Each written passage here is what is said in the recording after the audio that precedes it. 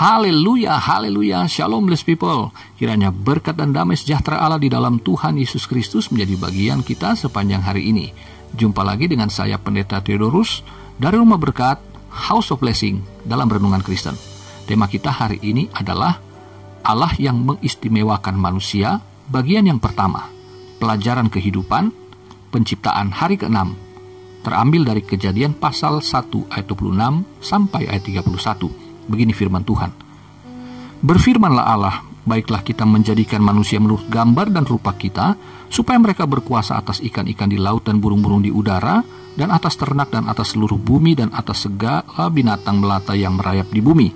Maka Allah menciptakan manusia itu menurut gambarnya, menurut gambar Allah diciptakannya dia, laki-laki dan perempuan diciptakannya mereka.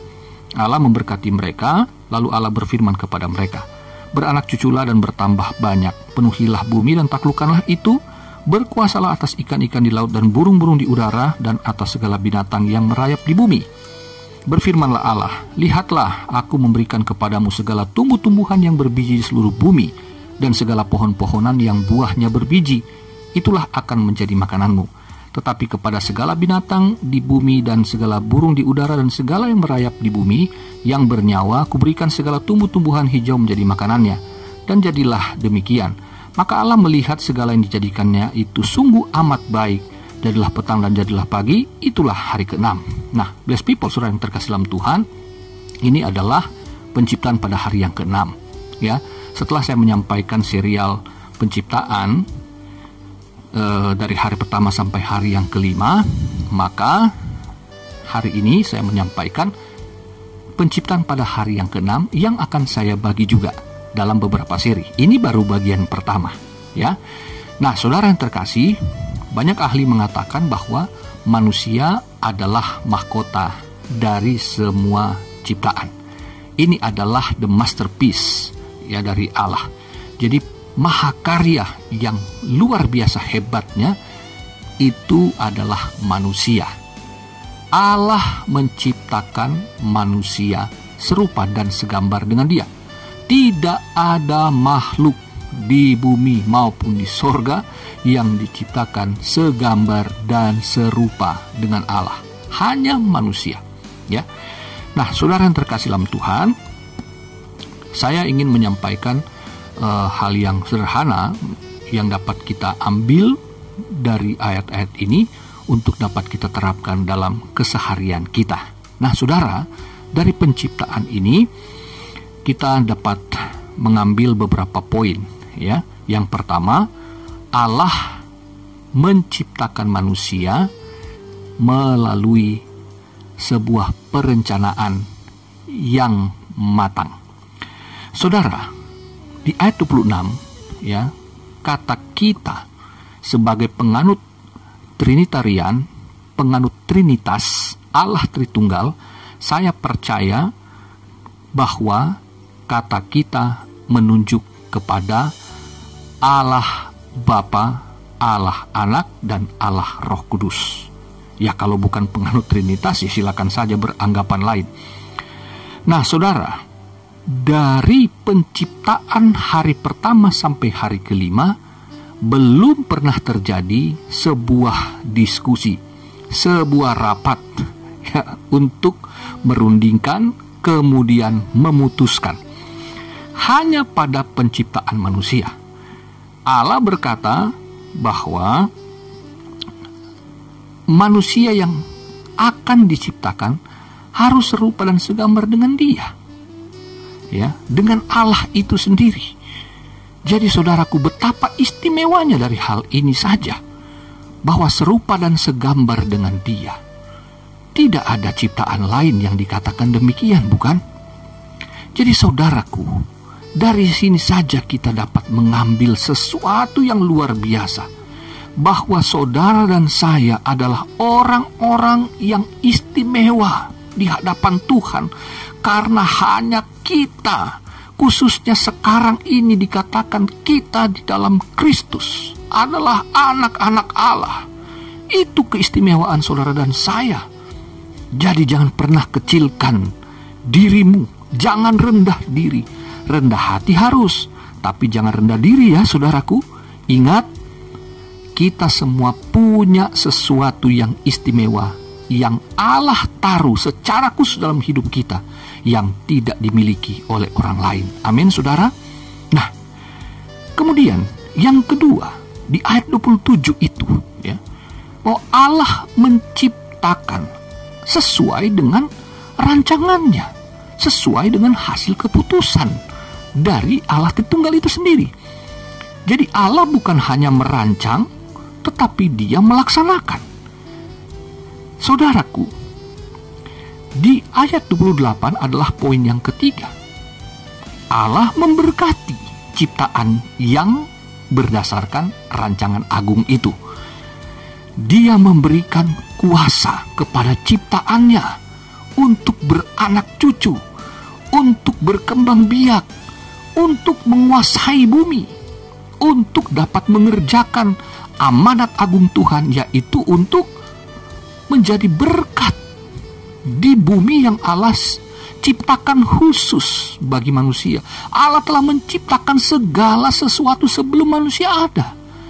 Makanya manusia di bagian terakhir, supaya manusia tidak punya kesombongan untuk mengatakan aku berkontribusi dalam penciptaan. Tidak ada.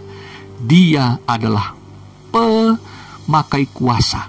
Dia menjadi orang yang menikmati semua berkat yang Tuhan sediakan di alam semesta. Semuanya Allah berikan. Haleluya. Itu berkat Tuhan saudaraku, ya. Berkat yang kemudian dalam poin yang keempat di ayat 29 berupa pemeliharaan dalam hal makanan. Dia bukan hanya suruh beranak pinak, dia bukan hanya suruh bekerja, tetapi Dia telah menjamin dengan adanya makanan. Ingat bahwa apa yang dituliskan ya tentang tumbuhan yang berbiji, pohon-pohonan yang buahnya berbiji, semuanya itu telah Allah ciptakan pada hari yang ketiga. Jadi manusia sesungguhnya dapat menikmati makanannya, karena itu merupakan anugerah Tuhan Allah yang telah siapkan sebelum manusia ada, apalagi Dia bekerja. Jadi sebelum Dia bekerja, memang Allah sudah siapkan itu bagi Dia. Nah, kemudian di ayat 31 yang kelima, poin yang kelima, Allah melihat segala yang dijadikannya itu sungguh amat baik. Allah sangat berpuas diri dengan semua yang telah Dia ciptakan. Pada hari kelima Dia bilang semuanya itu baik. Ya, sebelum ada beberapa kali Allah telah mengatakan ciptaannya itu baik. Ya, pada hari yang ketiga juga demikian. Tetapi khusus di penciptaan hari yang keenam dikatakan sungguh amat baik. Nah saudaraku, pelajaran apa sih yang dapat kita ambil untuk kehidupan sehari-hari? Yang pertama, di dalam kita mengerjakan segala sesuatu, rancangkan dulu, rencanakan dengan matang. Diskusikan pertama-tama dengan Tuhan melalui doa saudara. Tuhan, aku ingin mengerjakan ini cita-citaku. Aku ingin maju Tuhan, aku ingin bekerja, aku ingin melayani, aku ingin berusaha dan sebagainya. Minta petunjuk Allah Tritunggal sebagai pusat perencanaan kita. Haleluya. Yang kedua, laksanakan sesuai dengan apa yang menjadi cita-cita kita yang telah kita dapatkan sebagai jawaban Tuhan. Kalau Tuhan bilang itu adalah memang apa yang Tuhan kehendaki menjadi cita-cita kita, ya laksanakan. Tetapi ingat, kita harus rela meninggalkan dan bertanya, Tuhan, apa yang harus kulakukan jika Tuhan mengatakan tidak? Karena belum tentu apa yang kita inginkan itu sesuai dengan kehendak Allah.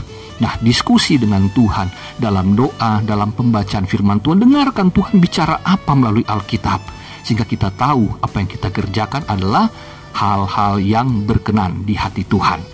Kemudian setelah kita mengerjakannya, kalau kita bertindak, maka jangan lupa memohonkan berkat Tuhan, saudaraku. Karena berkat Tuhan itulah yang memberikan kita kuasa. Untuk apa? Untuk berlipat ganda, ya, beranak cucu dalam hal pekerjaan. Maka kita memohonkan berkat Tuhan agar pekerjaan kita itu berhasil, agar pekerjaan kita itu menghasilkan manfaat bagi banyak orang. menjadi berkat bagi dunia ini. Ya, jangan jadi batu sandungan saudaraku melalui pekerjaan kita. Amin, saudara. Pohonkan berkat. Lakukan pekerjaan-pekerjaan yang produktif. Tinggalkan pekerjaan-pekerjaan yang tidak bermanfaat, yang justru merugikan orang lain. Ya, apalagi mempermalukan nama Tuhan. Tinggalkan semuanya. Ketika di saat-saat pandemi, ada banyak pendeta yang tidak tahu harus berbuat apa, hanya menghabiskan waktu dengan bermenung, dengan mengasihani diri karena tidak ada pelayanan. Pada saat pandemi hebat, tetapi saya berdoa, Tuhan berikan aku pelayanan.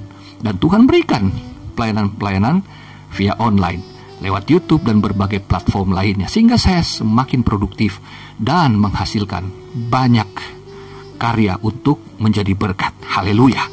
Lalu kemudian saudaraku, di dalam berkat Tuhan, kalau kita bekerja dengan sungguh-sungguh, ingat, anugerah Tuhan adalah dalam pemeliharaannya.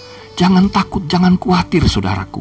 Tuhan pasti mencukupkan semua kebutuhan kita. Amin. Saya saksinya.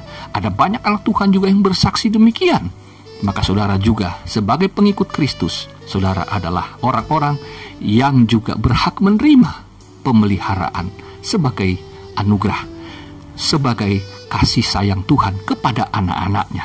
Kalau anak-anak saya aja gak pernah saya biarkan lapar, masakan Bapa di sorga membiarkan saudara anak-anak yang dikasihi karena iman pada Kristus kemudian kekurangan? Tidak mungkin.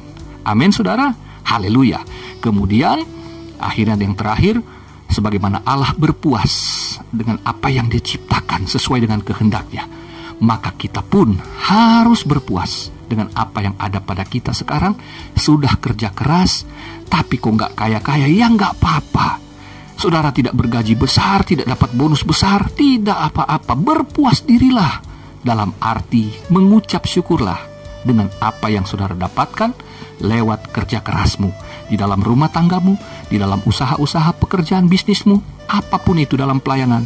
Tetaplah mengucap syukur, berpuas diri, karena apa yang telah saudara kerjakan dalam rangka iman, itu pasti baik adanya, sebagaimana Tuhan melihat sungguh amat baik. Saudara pun harus melihatnya demikian di dalam penglihatan Tuhan. Amin saudaraku. Selamat beraktivitas.